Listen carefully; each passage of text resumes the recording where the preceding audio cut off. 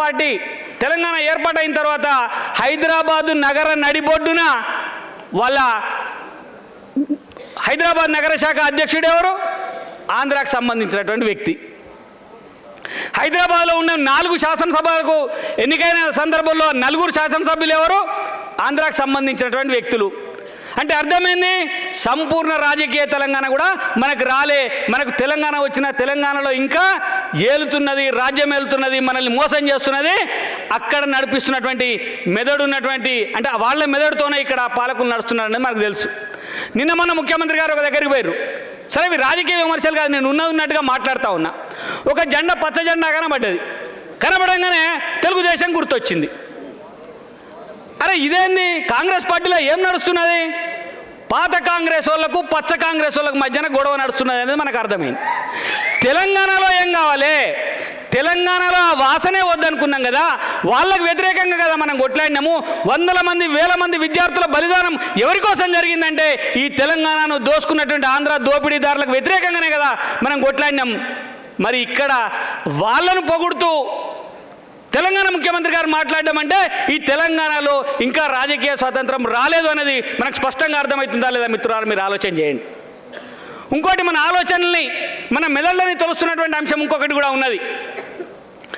జై తెలంగాణ పేరుతోటి ముచ్చల సత్యనారాయణ గారు ఆ రోజు పత్రిక పెట్టినరు. పూర్తిగా తెలంగాణ అస్తిత్వంతోనే ఆ పత్రికను నడపాలి అని చెప్పి ఆయన భావించరు.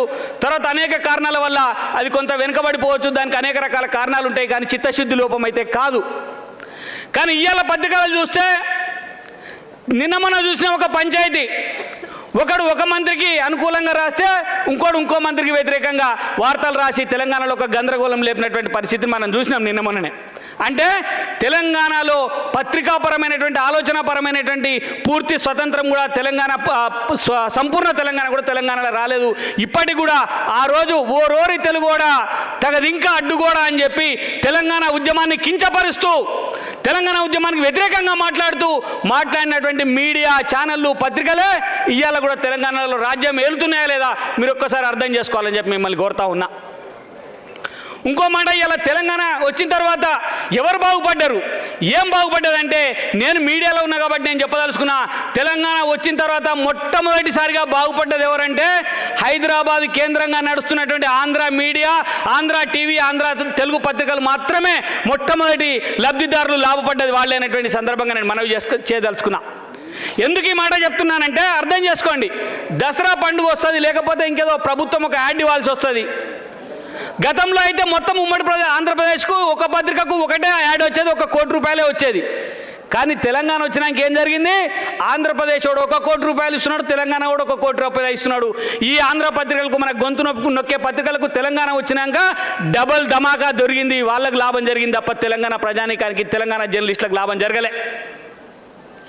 మరొక మాట చెప్తా ఉన్నా, మనకు భౌగోళికంగా పూర్తి తెలంగాణ రాలే, రాజకీయంగా పూర్తి తెలంగాణ రాలే, తర్వాత ఆధిపత్య పోరాటంలో కూడా ఇలా అస్తిత్వం మనది లేదు. మనల్ని ఎక్కడో ఒకడు రిమోట్ కంట్రోల్తో ఈ రాజకీయ నాయకత్వాన్ని, రాజకీయ పార్టీలను నడిపిస్తున్నటువంటి పరిస్థితి మనకు కనబడతా ఉన్నది.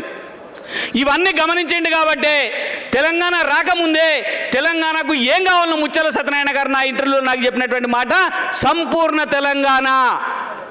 సంపూర్ణ తెలంగాణ అంటే భౌగోళికంగా మన తెలంగాణనే ఉండాలి, ఆలోచన పరంగా మన తెలంగాణనే ఉండాలి, రాజకీయ ఆధిపత్య పరంగా మన తెలంగాణనే ఉండాలి. పూర్తి తెలంగాణ, సంపూర్ణ తెలంగాణ రావాల్సినటువంటి అవసరం ఉండే. కానీ ఇలా లేదు.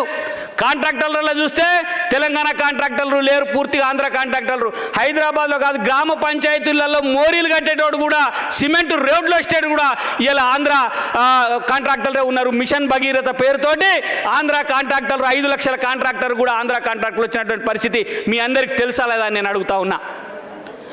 ఆ మిషన్ భగీరథ పేరుతోటో లేకపోతే ఇంకొక పేరుతోటో గ్రామీణ ప్రాంతాలలో సర్పంచ్ ఉంటే ఆ ఆంధ్ర కాంట్రాక్టర్ కింద సబ్ కాంట్రాక్టర్గా పనిచేసి ఇవాళ నష్టపోయి నిధులు విడుదల కాక ఆత్మహత్యలు చేసుకున్నటువంటి పరిస్థితి మన తెలంగాణలో ఉన్నదా లేదా? మరి తెలంగాణ వచ్చిన తర్వాత ఏం సాధించినాం? తెలంగాణ వచ్చినాక మనం ఏం గొప్పగా మనం ఏం అనుభవించినాం అంటే అధికారం వాడి నుంచి వీనికి వచ్చింది తప్ప తెలంగాణలో ఇంకో మార్పు జరగలేదన్నది మనకు స్పష్టంగా అర్థమైనటువంటి విషయం. దీన్ని ముచ్చెర్ల సత్యనారాయణ గారు ముందే గ్రహించిండ్రు. అధికార మార్పిడి జరుగుతుంది తప్ప పేద ప్రజానీకానికి, సామాన్య ప్రజానీకానికి తెలంగాణ పూర్తిగా సంపూర్ణ తెలంగాణ రానప్పుడు ఏం సాధ్యం కాదని చెప్పి ఆయన అనేక సందర్భాలలో చెప్పినటువంటి మాట నాకు ఇంకా గుర్తుంది. మరి సంపూర్ణ తెలంగాణ కావాలంటే ఏం కావాలి? సంపూర్ణ తెలంగాణ కోసం ఏం చేయాలి? మళ్ళా ఇంకొక 60 సంవత్సరాలు మనం పోరాటాలను చేయాల్సినటువంటి అవసరం లేదు. ఎందుకంటే ఇప్పుడు అంతా మైండ్ గేమ్ జరుగుతూ ఉన్నది. సోషల్ మీడియా తర్వాత అనేక రకాలైనటువంటి మీడియా ఈరోజు ఆధిపత్యం చెలాయిస్తూ ఉన్నది. మనల్ని కాదని మన మీద విషం చిమ్మేటువంటి పెద్ద పత్రికలు, పెద్ద ఛానళ్ళు అవసరం లేదు. మన కోసం మాట్లాడుతున్నటువంటి, మన కోసం నిలబడ్డటువంటి, తెలంగాణ అస్తిత్వాన్ని కాపాడుకోవడం కోసం, సంపూర్ణ తెలంగాణ సాధన కోసం తెలంగాణలో తెలంగాణ రాజకీయ నాయకులే ఉండాలి, తెలంగాణ రాజ్యమే ఉండాలి, తెలంగాణ రాజకీయమే నడవాలని చెప్పేటువంటి సోషల్ మీడియా ద్వారా మనం యువతలోకి, ప్రజల్లోకి వెళ్ళాల్సినటువంటి అవసరం ఈరోజు చాలా ఎక్కువగా ఉందనేటువంటి విషయాన్ని మనం గమనించాలి. మరి ఇలా చాలామంది ఉద్యోగాలు రాక ఇబ్బందులు పడుతూ ఉన్నారు. గతంలో 610 జీవో గురించి మనం మాట్లాడుకున్నాం. 610 జీవోలో ఏం చెప్పారు?